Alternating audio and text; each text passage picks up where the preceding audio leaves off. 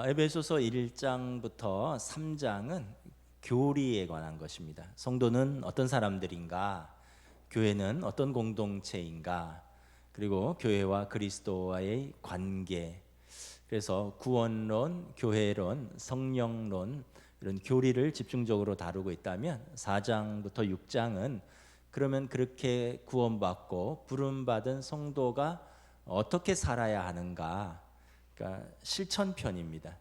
앞부분이 교리편이라면 특별히 오늘 본문 에베소서 4장의 주제는 교회가 성령 안에서 하나 되고 일치됨에 대해서 말씀을 하고 있습니다. 오늘은 성령 안에서 하나 되는 교회라는 제목으로 말씀을 드리도록 하겠습니다. 여러분, 교회는 건물이 아니라 사람들이죠. 공동체죠. 에베소 교회는 그 당시 어떤 공동체였습니까? 여러분, 초대교회는 유대인으로부터 시작되었습니다. 예수님이 유대인이셨고 복음은 유대로부터 시작되었지만 복음은 유대인에게만 주어진 것이 아니라 모든 민족, 모든 백성에게 주어진 것입니다.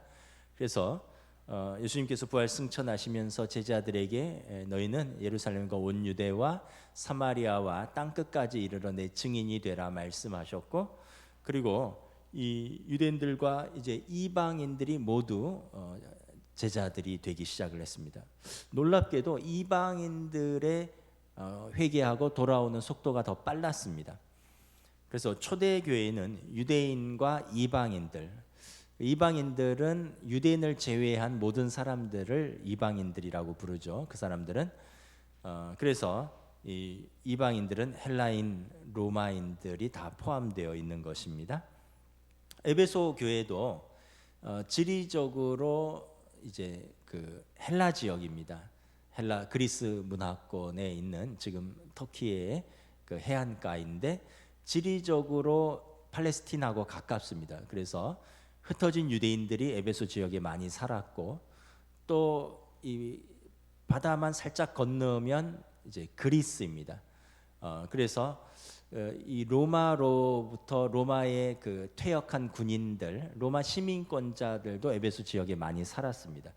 그러다 보니까 에베소 교회 구성원들은 유대인, 헬라인, 로마인들이 섞여서 있는 다문화 다인종 교회였던 것입니다. 그러다 보니까 문제가 좀 있겠죠. 문화와 관습과 전통과 생활 방식과 사고 방식, 이런 배경이 다른 사람들이 함께 모이면서 살다 보니까 여러 가지 갈등들이 있는 거죠. 성경에 나오는데 초대교회의 갈등 중에 대표적인 것들이, 유대인들은 이방인들에게 너희도 할례를 받아라. 이제 아브라함의 자손이 할례를 받아서 하나님의 자녀라는 증표인 것처럼 너희들도 할례를 받아라. 그 이방인들은 왜 우리가 할례를 받느냐? 복음으로, 믿음으로 구원받는다 하지 않았느냐? 바울 사도가 할례나 무할례가 아무것도 아니라 그랬다. 뭐 이런 갈등들. 또 유대인들은 율법을 지키니까 율법의 날과 달과 절기들이 나오는데, 이것이 유대인의 날과 달과 절기와 이방인들의 날과 달과 절기와 맞지 않는 것입니다. 그래서 그런 것에 대한 갈등들. 그래서 고린도 교회에도 보면, 지금 에베소 교회지만 고린도 전서에 보면 고린도 교회에 4개 파가 있었다라고 말합니다. 바울파, 게바파, 아볼로파, 그리스도파가 있었는데, 바울파는 바울 사도가 그리스의 그 남부 지역의 고린도 지역의 교회를 개척을 했죠.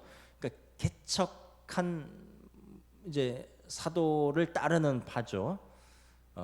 그리고 이제 게바파는 베드로인데, 예루살렘에서 온 유대인들이 우리는 이제 예수님의 직제자인 그 베드로 사도한테 직접 배웠다. 그래서 이 사람들은 게바파, 그래서 유대인 출신 그리스도인들, 유대인들이 이주해 온 이 사람들을 중심으로 게바파가 생겼습니다. 그런데 아볼로파가 또 있습니다. 아볼로파는 어떤 사람들이냐 하면, 바울 사도가 이제 고린도 교회를 개척하고 이제 2년 반 목회를 하고 떠나면서 여기에 이제 아굴라 브리스길라 부부가 아볼로라는 분을 이제 모셔서 목회를 같이 시작을 한 거죠. 그러니까 현 담임 목사파입니다. 아볼로 목사님. 그러니까 뭐 이런 그러다 보니까 이제 어떤 분들은 야 우리는 다 싫다, 그리스도 외에는 다 싫다, 그래서 그리스도파가 생긴 거죠. 그래서 바울 사도가 고린도 교회의 소식을 전해드리니 바울파가 있다, 누구는 게바에게 속했다, 누구는 아볼로에게 속했다, 누구는 그리스도에게 속했다. 그러니까 바울 사도가 책망하죠. 아볼로는 무엇이며 바울은 무엇이냐? 그리스도가 어찌 나뉘었느냐? 바울이 너희를 위하여 십자가에 못 박혔으며 바울의 이름으로 너희가 세례를 받았느냐? 여러분, 교회는 그런 곳입니다. 각기 다른 사람들이 모인 곳이 정상적입니다. 우리도 그렇죠. 여러분, 어른, 아이, 남녀, 노소, 뭐 각 지방 출신들, 저는 강원도 출신이고 뭐 여기 경상도 출신도 계시고 전라도 출신도 계시고 이북 출신도 계시고 뭐 충청도 출신도 계시고, 그러다 보니까 남녀노소 또 다양한 배경, 문화, 이런 사람들이 한 교회를 이루고 있는 것입니다. 여러분, 세계 교회는 어떻겠습니까? 이렇게 각기 다른 사람들이 한 분 하나님, 한 분 예수님, 성령님을 믿고 섬기는 믿음의 공동체인 것이죠. 제가 미국에서 이민 목회를 할 때 뭐 전 부목사로 있었지만 그 교회는 파사디나 장로교회는 그 당시에 역사가 130년 된 백인들이 세운 교회입니다. 그 파사디나라는 그 메인스트림 시청 바로 옆에 아주 멋진 교회가 세워져 있습니다. 회중이 4개 회중이 모여져 있습니다. 백인 회중이 한 200명, 한국인 회중이 한 200명, 그리고 이제 남미에서 이민 온 이제 라틴계 회중이 한 100명, 그리고 일본인 회중이 한 30명 정도 모인 그런 다문화 다인종 목회를 하는 교회입니다.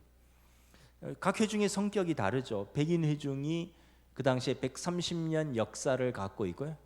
그 백인들인데 다 노령화됐어요. 젊은 사람들이 교회를 다 떠났어요. 그러다 보니까 뭐 가뜩이나 백인들이 머리가 하얀데 더 머리가 하얀 분들이 한 200명이 한때 5,000명이 모이던 교회에서 예배를 드리는 거예요. 그리고 한인 회중은 합류한 지 한 10년 정도 됐는데 한 200명 정도 모이는데, 한인 회중들은 얼마나 역동적인지 뭐 우리가 다 씁니다. 막 월요일부터 토요일 막 새벽기도, 수요 예배, 금요 철야, 뭐 목요 성경 공부, 또 토요일 청소, 주일 1부 예배, 2부 예배, 막 오후 예배. 그러니까 마치 한인들 교회 같은 느낌이 들어요. 한인들이 얼마나 역동적이고 열심히 있는지. 그리고 라틴계 회중이 한 100명 되는데 이분들은 굉장히 가난한 회중입니다. 그래서 특별히 불법 이민자들이 많습니다. 그래서 같이 예배는 드리지만 이제 백인 회중이나 한인 회중의 도움을 받는 그런 회중인들이죠. 일본인 회중은 그 일본인 뭐 제가 민족성은 잘 모르겠는데 그 성격이 그대로 드러나요. 조용합니다. 있는지도 없는지도 모르겠어요. 주일날 오후에 30명이 모여서 예배드리고 딱 떠나는데 진짜 뭐 누구한테 도움을 주지도 않고 도움을 받지도 않고 피해를 주지도 않고 굉장히 조용한 회중입니다. 그러니까 이 백인 회중은 어떻게 보면 교회를 세운 사람들이죠. 돈 많은 은퇴하신 분들 중심 백인 사회 주축 사람들이고, 한인 회중은 이민 왔지만 뜨거운 열심으로 10년 만에 한 200명이 막 모이는, 이제 라틴계 회중은 이 사람들은 굉장히 또 다혈적이고 뜨거운데 또 가난하다 보니까 이제 도움을 받는 일본인 회중은 조용하고, 이런 사람들이 1년에 3번 연합 예배를 드립니다.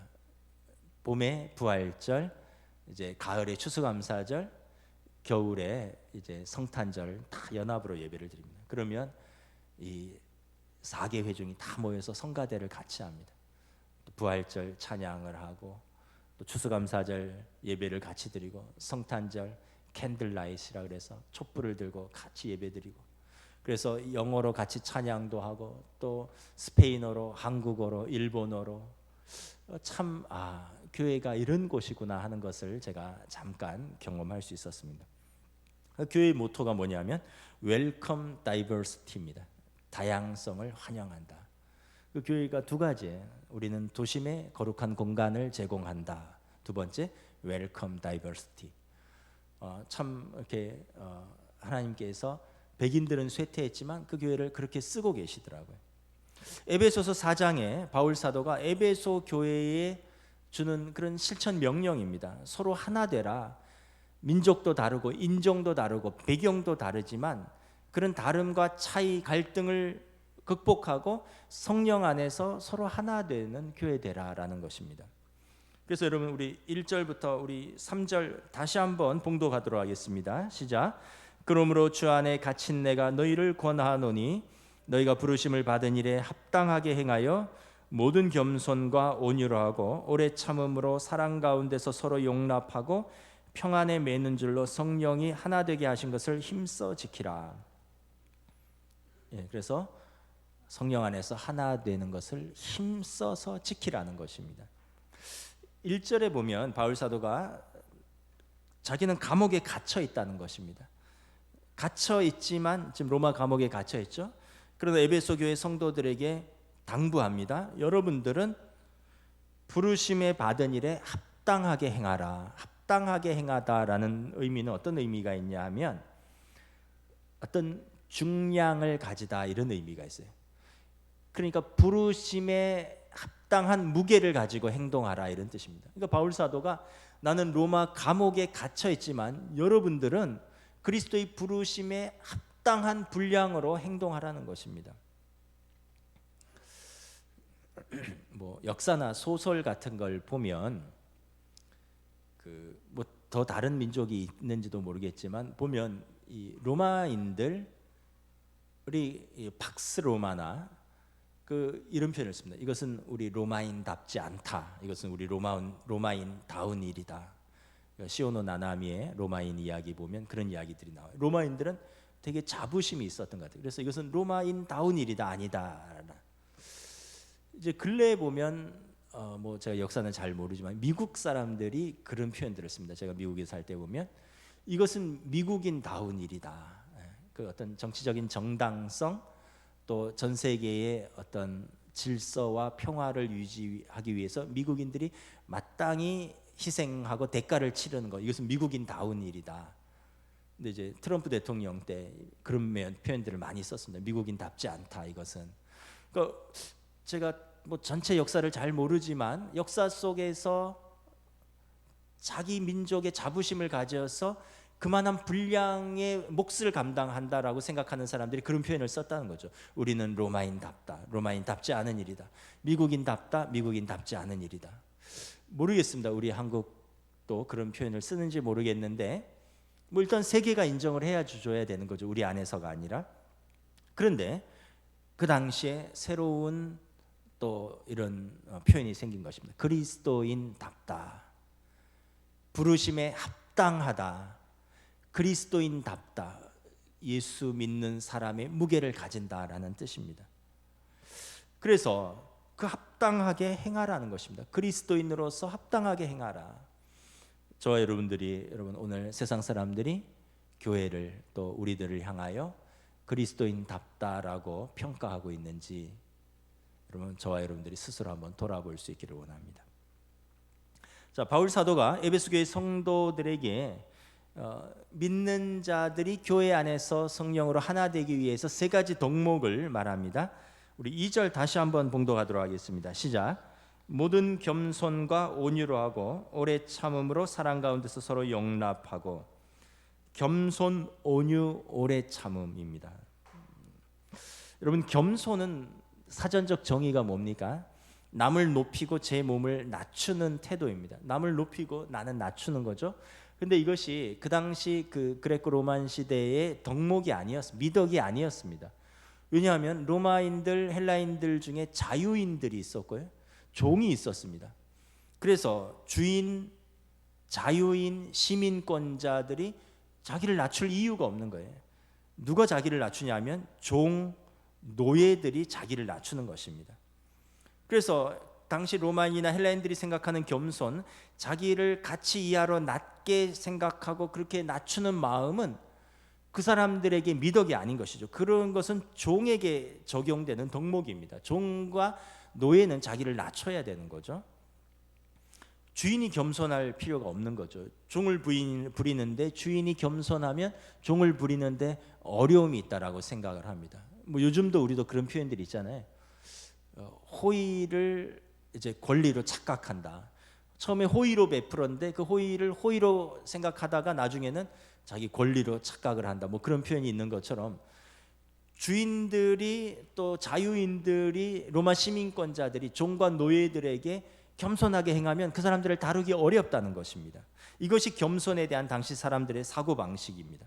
그런데 복음이 전파되면서 겸손의 정의가 바뀌기 시작합니다. 빌립보서 2장에 보면 예수님께서 하나님의 아들이신데 하늘 보좌를 버리시고 하나님과 동등됨을 취할 것으로 여기지 아니하시고 사람의 모습으로 종의 모습을 가지고 이 땅에 오셨고 그리고 우리를 섬기시고 우리를 사랑하셔서 십자가에 죽으셨다라는 것입니다. 예수님이 겸손의 모범을 보이셨습니다. 예수님 말씀하셨습니다. 나는 마음이 온유하고 겸손하니 나의 멍에를 메고 내게 배우라. 하나님이 아들이 사람들과 같이 오셨고요. 그리고 그 당시에 세리, 창기, 문둥병 걸린 사람들, 귀신 들린 사람들, 그 사람들 만나 주셨고 그 사람들 몸에 손을 대시고 그 사람들과 함께 식사하시고 그 사람들을 제자 삼으셨습니다. 예수님이 세종 목요일에 제자들과 식사하시다가 웃옷을 벗으시고 허리에 수건을 두르시고 양동이에 물을 떠서 제자들의 발을 다 씻어 주십니다. 내가 주와 선생이 되어 너희들의 발을 씻어 주었듯이 너희도 서로 섬기는 것이 마땅하니라.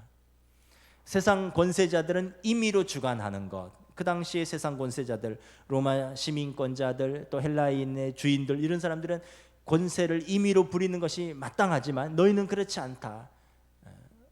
너희는 나를 본받으라. 이것이 옳으니라 말씀을 하는 거죠. 그래서 예수님이 오시고 이제 복음이 전파되면서 사람들의 마음속에 겸손의 정의가 바뀌기 시작한 것입니다. 약한 자가, 낮은 자가 자기를 낮추고 남을 섬기는 것이 아니라 강한 자가, 만왕의 왕이신 그분이 그 자유와 그 자리를 내려놓으시고 사랑하셔서 섬기셨다라는 것입니다. 그래서 약한 자의 덕목이 겸손이 아니라 진짜 강한 자의 덕목이 겸손이 된 것입니다. 여러분, 저와 여러분들은 우리가 그리스도인으로서 주님의 제자로서 겸손한가 한번 돌아볼 수 있기를 원합니다. 그런 말이 있습니다. 악취와 향기는 감출 수가 없다, 이런 말이 있어요. 악취도 그렇고 향기도 그렇고 여러분 어떻게 감출 수가 없습니다. 교만한데 겸손한 척한 것, 또 여러분 겸손한 사람이 교만할 수가 없어요. 교만한 사람이 겸손한 척하지만 감출 수가 없습니다. 다 향기가 드러나는 것입니다. 교회 공동체는 아까도 말씀드렸지만 너무나 다른 사람들이 모이고요. 그래서 배움도 성별도 나이도 생각도 가치관도 다 다릅니다. 서로가 원하는 것도 다르고 경험도 다릅니다. 그러나 우리가 알아야 할 것은 이 다양한 사람들이 겸손하게 모여서 하나의 공동체를 이루어 하나님을 예배하고 섬기는 믿음의 공동체라는 것입니다. 하나님께서 교만한 자를 물리치시고 겸손한 자에게 은혜를 부어주신다 말씀하셨습니다. 두 번째, 여러분 바울 사도가 성령 안에서 하나 되는 교회가 되려면 온유함을 말합니다. 온유함.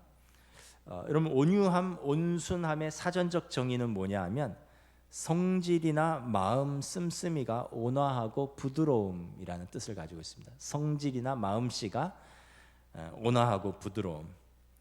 그 헬라어에서 온유함의 정의는 뭐냐면 감정을 통제하에 둔다라는 의미가 있습니다.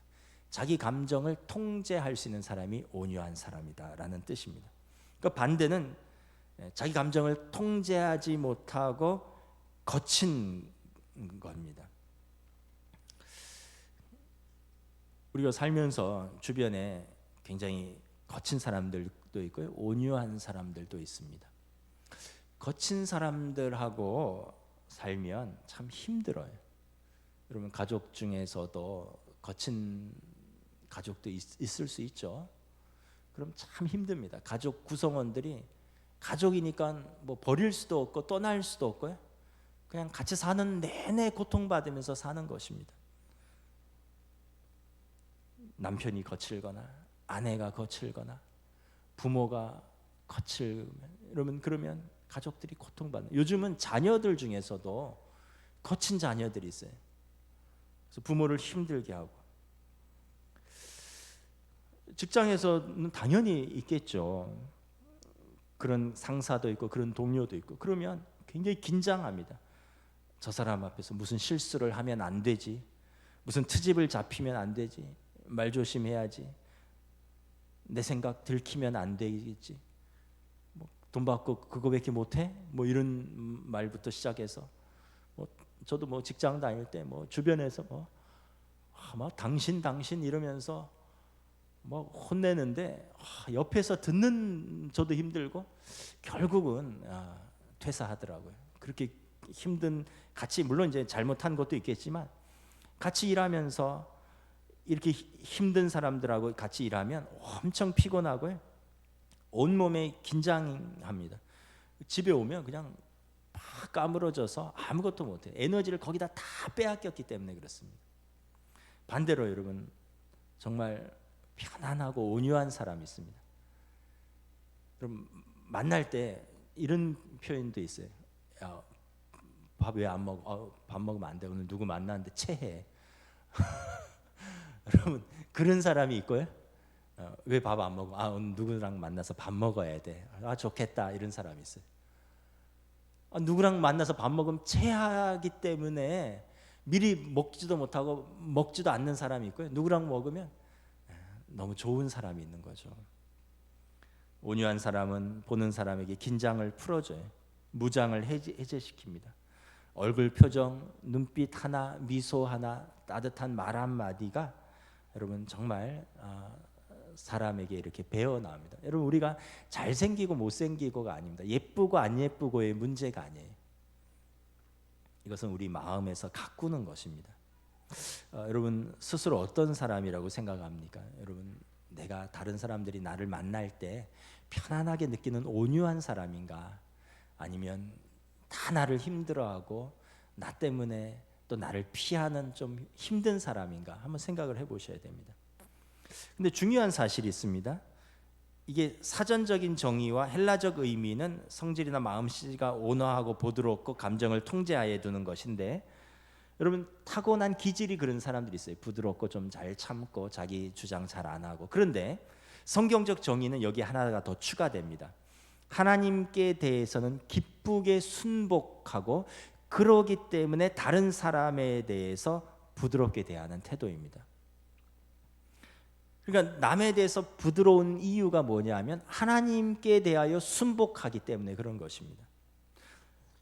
여러분 출애굽기에 보면 모세를 가리켜서 지면에서 가장 온유한 자다라고 말을 합니다. 그 모세가 비방을 받을 때 분노하지 않았습니다. 오해를 받을 때 참았습니다. 출애굽기나 민수기 신명기에 보면 다른 부족의 지도자들이 반란을 일으킵니다. 뭐 고라 족속 같은 경우 뭐 이런 사람들은 백몇 명이 반란을 일으켜요. 하나님이 너와 당신하고만 이야기하셨느냐? 그래서 모세와 아론에게 돌을 들고 치고 돌을 던지면서 우리도 따로 지도자를 세워서 우리는 애굽으로 돌아가자 막 이런 사람들이 막 일어납니다. 그런데 모세는 여기에 대해서 참고 인내합니다. 분노하지 않습니다. 그런데 모세가 언제 분노하냐 하면 십계명 들고 내려왔는데 하나님의 백성이 금송아지 섬길 때 모세는 불같이 분노합니다. 하나님이 주신 십계명 두 돌판을 그 사람들한테 집어 던져서 깨버렸습니다. 그러니까 모세는 사람에 대해서는 그렇게 온유하지만 하나님에 대해서 대적하고 하나님의 진리에 거절하는 것은 거기에 대해서는 온전한 순종과 완전한 강함을 보여주는 사람입니다. 우리랑 반대죠. 우리는 진리에 대해서 신앙에 대해서는 한없이 온유하고 사람에 대해서는 그냥 자기 힘들게 하면 그냥 한없이 강해지는데 모세는 정반대라는 것입니다.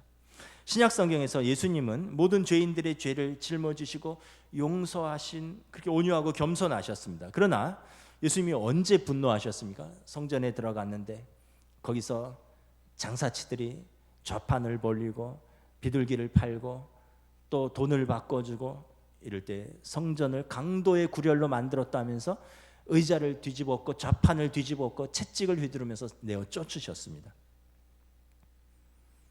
예수님은 사람들, 죄인들 앞에서 한없이 온전하셨지만 하나님 앞에서 그리고 그 진리에 거절하는 것에서는 예수님은 분노하셨습니다. 그래서 여러분, 하나님 앞에서 죄인 줄 알면서도 용납하는 것은 온유한 사람이 아니라 죄인일 뿐입니다. 진실로 온유함은 이렇게 진짜 하나님을 사랑하고 하나님의 뜻에 순복한 진짜 강한 사람이 진짜 온유할 수 있는 것입니다. 아까 겸손은 처음에는 세상에서 약한 사람들, 종 노예들이 겸손했지만 예수님이 오셔서 진짜 강한 사람이 겸손할 수 있다는 걸 보여주신 것처럼, 여러분, 온유함도 힘이 없어서 참고 해도 안 되니까 참고 그래서 포기하는 것이 아니라 내가 힘이 있지만 그러나 하나님을 사랑하기 때문에 참는 것입니다. 다스리는 것입니다. 그래서 그 필요한 힘을 필요할 때 쓰기 위해서 절제하는 그것이 온유함인 것입니다. 그래서 말씀드린 것처럼 여러분, 죄 가운데 있는 사람은 온유할 수 없습니다. 자기 감정을 조절하지 못하는 사람도 하나님의 뜻을 이루기가 어렵습니다. 쉽게 분노하는 사람은 사단이 틈을 타기 쉽습니다. 오직 하나님을 신뢰하는 사람이 여러분, 우리가 온유할 수 있는 것입니다. 그래서 바울 사도가 에베소 교회에게 온유함을 말씀하는 것입니다. 너희가 겸손과 온유로 힘써 지켜나가라라는 것입니다. 자, 세 번째, 오래 참음입니다. 인내입니다. 인내의 사정적 정의는 뭐냐 하면 괴로움이나 어려움을 참고 견디는 것입니다. 괴로움이나 어려움이 있지만 참고 견디는 게 인내죠. 그런데 여러분, 이 힘이 약해서 참는 사람이 있어요. 내 힘으로 안 되니까, 또 해도 안 되니까 그냥 자포자기해서 참는 것이 있습니다. 근데 성경적인 인내, 오래 참음은 힘이 약해서 참는 것도 아니고 해도 안 되니까 견디는 것도 아니고 또 의지도 없고 노력도 않고 가만히 앉아서 될 대로 되라 하고 포기하는 것도 아니라 하나님을 신뢰하기 때문에 하나님에 대한 사랑으로 하나님 주신 소망을 붙들고 하나님의 때를 기다리며 환경에 대해서 참고 사람에 대해서 참고 환경에 대해서 견디는 것입니다. 간단해요. 인내의 정의는 환경에 대해서 견디고 사람에 대해서 참는 겁니다. 그런데 그 전제가 하나님을 신뢰해서 믿음이 있기 때문에, 하나님에 대한 소망이 있기 때문에, 하나님을 사랑해서 인내하는 것입니다. 힘이 없어서 해도 안 되니까 될 대로 되라가 아니라는 것이죠. 그래서 오늘 본문 2절 하반절에 보면 오래 참음으로 사랑 가운데서 서로 용납하라. 사랑이 있어야지 오래 참을 수가 있는 거죠. 여러분 보면 우리가 다른 사람들에게는 잘 못 참지만 자기 가족에게는 좀 잘 참잖아요. 왜 그렇습니까? 사랑하기 때문에 그렇죠. 다른 사람은 나랑 이해관계가 있지 사랑의 관계가 아니잖아요. 그러나 가족은 이해관계가 아니라 사랑의 관계가 기본이다 보니까 가족은 더 잘 참는 거죠. 고린도전서 13장에 사랑에 대해서 이렇게 말씀합니다. 사랑은 언제나 오래 참고 사랑은 언제나 온유하며 사랑은 시기하지 않으며 자랑도 교만도 아니하고 사랑은 무례히 행치 않고 자기의 유익을 굳지 않고 사랑은 성내지 아니하며 진리와 함께 기뻐하네. 사랑에 대해서 제일 처음 언급되는 표현이 사랑은 오래 참고입니다. 사랑은 오래 참는 것입니다. 사랑하기 때문에 오래 참는 것입니다. 어쩔 수 없어서가 아니라 사랑하기 때문에 오래 참는 것입니다. 부부 사이에서 제일 중요한 것이 무엇일까요?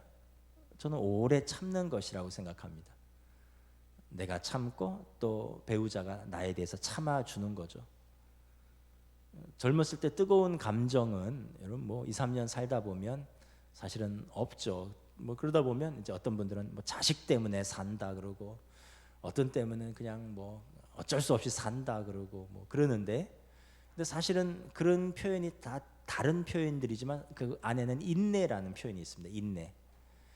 인내하는 거죠. 인내하면서 참고 견디다 보니까 나중에 보니까 그냥 궁휼한 마음으로 또 한 평생 해로한 것이죠. 여러분, 이게 부부 관계인 거죠. 그게 사랑인 거죠. 그럼 부모가 자식에 대해서 어떻게 합니까? 한없이 인내합니다. 아이들이 성장하는 게 여러분 얼마나 좀 시간이 걸려요. 아이들은 한 3년은 그냥 부모가 씻기고 먹이고 입히고 재워줘야 되고, 그 다음에 뭐 학교 가서도 그렇고 한 10대까지는 부모의 손이 한없이 들어갑니다.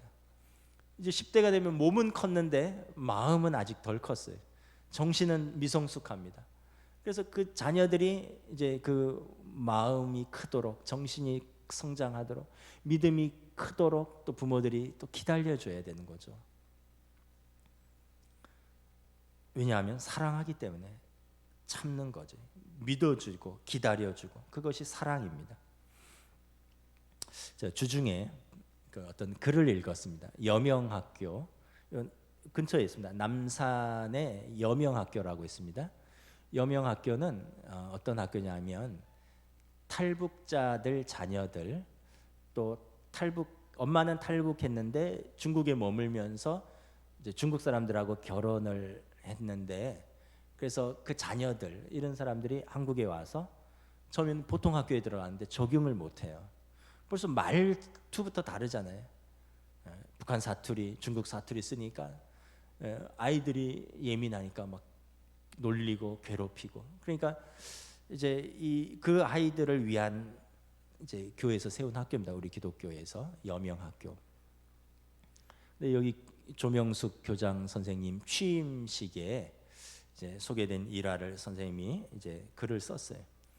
교장 취임식에 축사에 관한 이야기입니다. 여러분, 그래도 한 학교의 교장 선생님 취임하면 유력한 분들이 축사를 하죠.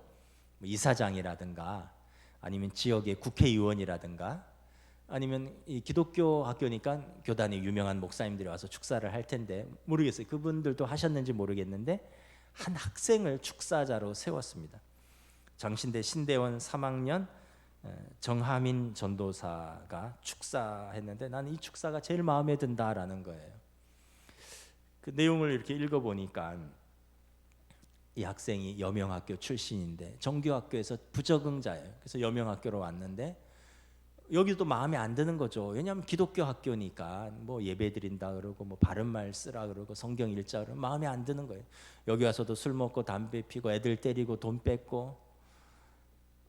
그런데 어느 날 교실에서 난리가 났어요. 그래서 막 그때는 이 교장 선생님이 교감 선생님인데 지나가다 들어가 보니까 담임 선생님 멱살을 잡고 담임 선생님한테 쌍욕을 하고 있는 거예요, 이 학생이. 선생님은 뭐 어쩔 줄 몰라 하고 막 애들도 어쩔 줄 몰라 하고, 그때 그 조명숙 선생님이 아이를 데리고 지하실로 내려갔대요. 너 그렇게 욕 잘하냐?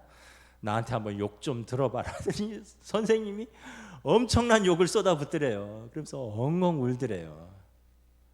학생이 두 가지를 깨달았대요. 하나는 나를 위해서 울어주는 사람이 있구나. 맨날 나를 혼내는 사람만 있었는데 나를 위해서 울어주는 사람이 있구나. 두 번째는 다 나한테 욕을 했대요. 지금도 욕하는데 내가 미워서 욕했는데 이 선생님은 나를 사랑해서, 진짜 나를 사랑해서 욕하는구나. 그래갖고 그날부터 학생이 태도가 바뀐 거죠. 그래서 그 학교를, 여명학교는 고등학교입니다. 졸업하고 대학을 졸업하고 신학을 하려고 장신대 신대원 된 거예요. 그 선생님이 야, 나 교장 선생님으로 취임하는데 너가 와서 축사해줘라. 이 아이가 무슨 축사를 할까? 이 전도사님이 하다가 아이고, 내가 잘해서 하라는 게 아니라 내 못한 거 고백하라는 거구나 하고 와서 내가 이런 학생이었는데 이 선생님의 사랑 가운데 이렇게 됐습니다. 선생님, 교장 선생님 취임을 축하하고 뭐 학교를 뭐 이런 이야기를 한 거예요. 그래서 사진을 찍었어요. 사진을 찍었는데 이렇게 사진에 보면 요즘 말풍선 같은 거 달아두잖아요. 다 마스크 쓰고 있으니까 누가 누군지를 모르잖아요. 근데 교장 선생님하고 어떤 키 큰 선생님 사이에 이 전도사가 있는 거예요. 그 머리에 말풍선으로 옛날 선생에게 욕한 학생. 그 옆에 키가 크고 더 덩치가 큰 분이 있어요. 옛날 학생에게 욕먹은 선생 그리고 가운데 교장 선생님이 있는데 욕 무지하게 잘하는 교장 선생. 제가 이렇게 깨달은 것이 우리는 기다려줘야 되는구나. 사랑하고 오래 참고 인내하면 진심이 통하는 거죠. 가정도 그렇고 교회도 그렇고 사회도 그런 것입니다. 여러분, 교회는 사관학교가 아닙니다. 소수정예만 앞에서 나가고 뒤에는 나고자가 되는 게 교회가 아니에요. 여러분, 교회는 기업이 아닙니다. 기업처럼 성과를 내야 되고 퍼포먼스 때문에 그게 중요해서 사람을 뽑기도 하고 이제 버리기도 하는 곳이 아닙니다. 교회는 주님 주신 마음으로 섬기는 공동체입니다. 참고 기다려주고 실수에도 용납하고 믿음이 연약한 그 사람이 믿음이 더 강해지고 하나님을 사랑하는 그 단계에 이를 때까지 끊임없이 기다리고 손을 붙들고 놓지 않는 것이 교회인 것입니다. 그래서 로마서 16장에 보면 15장 바울 사도가 믿음이 약한 형제들을 너희 믿음이 강하다고 생각하는 너희가 참아주라라고 말을 하는 거죠. 말씀을 정리하도록 하겠습니다. 겸손하고 온유하고 인내할 때 나타내는 열매가 있습니다. 무엇입니까? 우리 3절 함께 읽도록 하겠습니다. 시작. 평안에 매는 줄로 성령이 하나 되게 하신 것을 힘써 지키라. 우리가 겸손하고 온유하고 인내하면 무슨 열매가 맺힌다고요? 평안이 맺히는 겁니다. 그리고 하나됨이 열매가 맺히는 것입니다. 여러분, 우리가 교회가 하나 되어야 되는 이유를 4절에서 6절까지 바울 사도가 말씀합니다. 우리 4절부터 6절 함께 읽습니다. 시작. 몸이 하나요 성령도 한 분이시니 이와 같이 너희가 부르심의 한 소망 안에서 부르심을 받았느니라. 주도 한 분이시요 믿음도 하나요 세례도 하나요 하나님도 한 분이시니 곧 만유의 아버지시라. 만유 위에 계시고 만유를 통일하시고 만유 가운데 계시도다. 아멘. 여러분, 이것이 교회가 하나 되어야 하는 이유인 것입니다. 올 한 해 우리 교회 표어가 여러분 주여 이제 회복하게 하소서입니다. 여러분들의 가정이 회복되기를 원합니다. 우리 교회가 회복되기를 원합니다. 이 나라와 이 사회가 회복되기를 원합니다. 그러기 위해서 우리가 그리스도인에 합당하게 또 무엇보다 우리 공동체 안에서 겸손과 온유와 오래 참음으로 성령 안에서 하나 될 수 있기를 주님의 이름으로 축복합니다. 아멘. 찬양하시겠습니다.